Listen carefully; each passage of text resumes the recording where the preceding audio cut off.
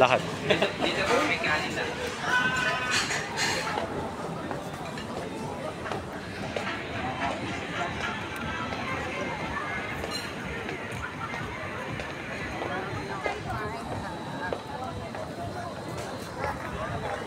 I'm here in Singapore at Merlion Park.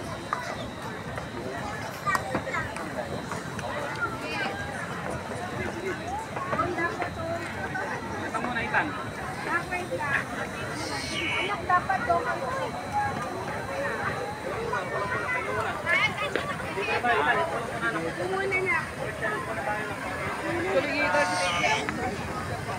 Magandang hapon. Ang oras ngayon ay ganap ng alas 6:30 sa Pilipinas.